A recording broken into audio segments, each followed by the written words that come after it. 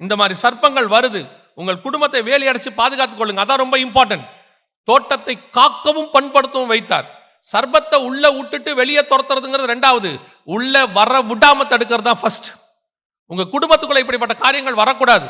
அதுக்கு முதல்ல தேவை நீங்க அதை வேலி அடைச்சு பாதுகாத்துக் கொள்ளணும். வீட்டுக்குள்ள முதல்ல இந்த மாதிரி காரியங்கள் இருக்கணும். நல்ல ஃபேமிலி பிரேயர் இருக்கணும். முதல்ல நல்ல ஜெபம் பண்ணி டெய்லி ஒரு அதிகாரம் வாசிக்கணும். நீங்க ஸ்பிரிச்சுவலி ஸ்ட்ராங்கா இருந்தாலே இப்படிப்பட்டதான, உங்களுக்கு ஊர்ல ஒரு நார்மல் விஷயம் சொல்லுவாங்க பாருங்க, நெருப்பு எரிஞ்சுக்கிட்டே இருந்தா எந்த மிருகமும் என்ன செய்யாது, கிட்ட வராதும்பாங்க. காட்டில் தங்குறவங்க என்ன பண்ணுவாங்க, தூங்க போறவங்க நல்ல நெருப்பை எரிச்சு புகையை போட்டு விட்டு போய் படுத்துருவாங்க.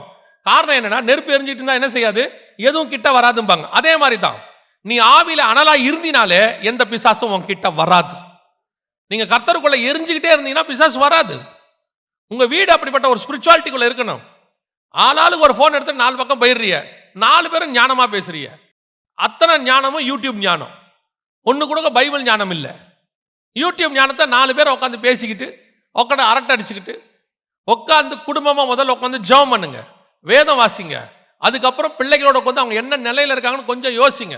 முந்தையெல்லாம் வீட்டில் இருக்கிற அம்மாக்கள் அந்த பிள்ளை நடக்கிறத வச்சே சொல்லுவாங்க, அந்த பிள்ளைக்கு உடம்பு சரியில்லையா ஆமாவான்னு சொல்லிடுவாங்க. அந்த நடையை வச்சு சொல்லுவாங்க.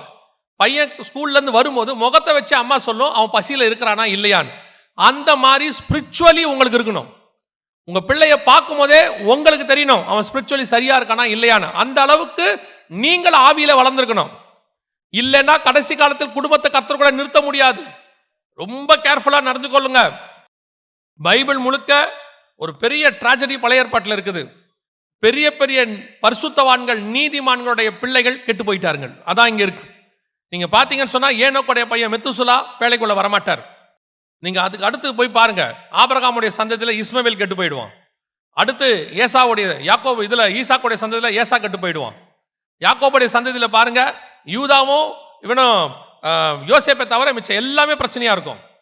அதுக்கப்புறம் அப்படியே போங்க, சாமுவேல் பிள்ளைகள் கெட்டு போயிருப்பாங்க, ஏலி பிள்ளைகள் கெட்டு போயிருப்பாங்க.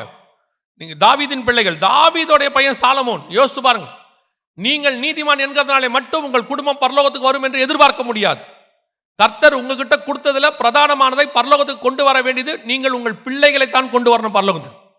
நீங்க வச்சிருக்கிற எதை இழந்தாலும் பிரச்சனை இல்லை, பிள்ளைகள் ஆத்துமாக்களை இழந்துடாதீங்க. இன்னைக்கு சர்பம் வீட்டு வாசல்ல நிக்குது, உங்க பிள்ளைகளை கவ்வி கொண்டு போறதுக்கு நிக்குது. ஸ்கூலுக்கு அனுப்புறோம், காலேஜுக்கு அனுப்புறோம், எல்லாம் நம்ம அனுப்புறது பாபிலோனுக்குள்ள அனுப்புற மாதிரி.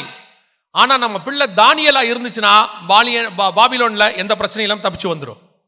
ஆனா நம்ம பிள்ளை ஸ்ட்ராங்கா இல்ல, அது எருசலேமிலேயே கெட்டு போகும்.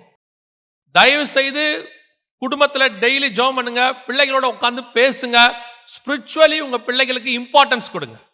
பெற்றோரே பிள்ளைகளை ஞாயிற்றுக்கிழமை சர்ச்சுக்கு கூட்டு வரதில்லை, உட்காந்து படின்றாங்க. வீட்டில் படிப்பு முக்கியம், நான் இல்லைங்கள, அது ரெண்டாவது. எக்ஸாம் முக்கியம், அது ரெண்டாவது. உங்க பிள்ளைகளுடைய ஆத்மா தான் முக்கியம், அது ஃபர்ஸ்ட்.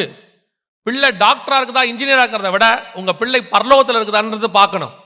டாக்டராகி இன்ஜினியர் ஆகட்டும், வேணான்னு சொல்லலை.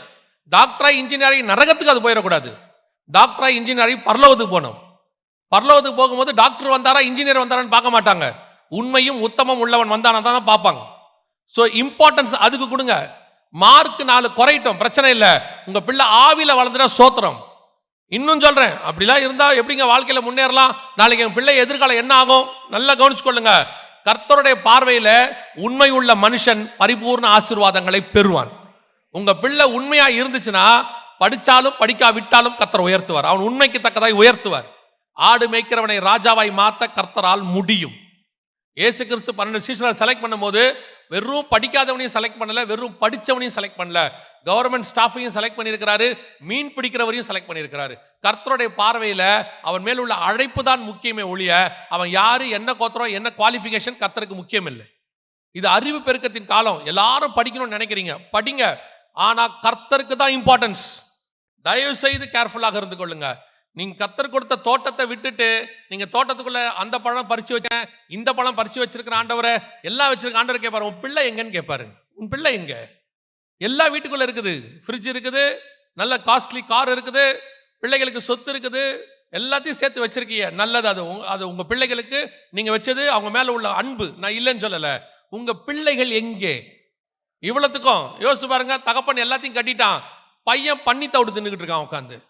அந்த தகப்பனுடைய இருதயம் எவ்வளவு கஷ்டப்பட்டிருக்கும் பாருங்க. அப்பா எல்லா சொத்தையும் வச்சுக்கிட்டு உட்காந்துருக்காரு, பையன் எங்க இருக்கான்?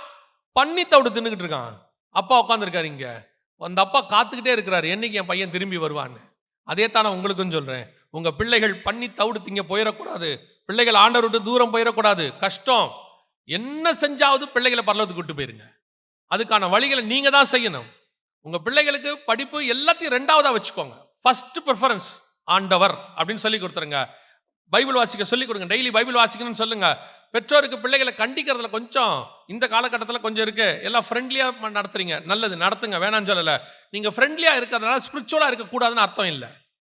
ஃப்ரெண்ட்லியா இருங்க, ஸ்பிரிச்சுவலா இருங்க. ஸ்பிரிச்சுவல் விஷயத்துல கண்டிப்பா இருங்க, மற்ற விஷயத்துல ஃப்ரெண்ட்லியா இருங்க, ஒரு தப்பும் கிடையாது. அதனால தயவு செய்து உங்க பிள்ளைகளை கான்சென்ட்ரேட் பண்ணுங்க. பிள்ளைகளுக்கு நல்லா கொடுங்க, நல்ல ஜெபம் பண்ண சொல்லுங்க, பைபிள் வாசிக்க சொல்லுங்க, படிப்பையும் கொடுங்க, வேணான்னு சொல்லவே இல்லை. இன்னைக்கு கடைசி காலத்துல எல்லார் வீட்டுக்குள்ளேயும் பாம்பு இருக்குது. டிவி வழியா, போன் வழியா, அப்புறம் வலைத்தளத்தின் வழியா உள்ள பாம்பு இருக்குது. தயவு செய்து பாம்பை ஜெயிக்க சொல்லிக் கொடுங்க, அதோடைய வாழை நசுக்க சொல்லிக் கொடுங்க. முதலாவது காட்டு மிருகத்தை நீங்கள் ஜெயிக்க வேண்டியது எது தெரியுமா? இந்த பாம்பை ஜெயிக்க வேண்டியிருக்கு. அதான் ஃபர்ஸ்ட் இம்மிடியட்டாக நீங்கள் செய்ய வேண்டியது. நான் ஒரு ஆலோசனையா சொல்றேன். உங்க வீட்டில் இன்னைக்கு நீங்க போய் முதல்ல ஃபேமிலி ப்ரேயர் ஆரம்பிங்க. இல்லாதவங்க இருந்தா தோத்திரம், பிரைஸ் தி லார்ட். இல்லாதவங்க ஆரம்பிங்க. ஒரு 1/2 மணி நேரம் தான், 1/2 hour.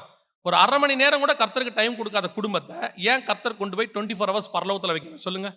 ஒரு 1/2 மணி நேரம் டைம் கொடுக்க முடியல ஆண்டவருக்கு. கொஞ்சத்தில் உண்மையா இருந்தால் தான் அநேகத்தில் அதிபதியா வைப்பாரு. நீங்க ஒரு 1/2 மணி நேரம் கூட ஆண்டவருக்கு டைம் கொடுக்கல. அதனால கொஞ்சத்தில் உண்மையா இருந்தாலும் அநேகத்தில் அதிபதியாய் வைப்பார். தயவு செய்து டெய்லி வீட்டில் ஆண்டவருக்குன்னு ஒரு 1/2 hour கொடுங்க. தயவு செய்து உங்க குடும்பத்தை பாருங்க, ஆண்டவருக்குள்ள நடத்துற வழியை பாருங்க, காப்பாத்துங்க. உங்க முழு குடும்பம் வருகையில் போயிடணும். அல்லேலூயா. இல்ல பாம்பு தூக்கிட்டு போயிட்டே இருக்கும்.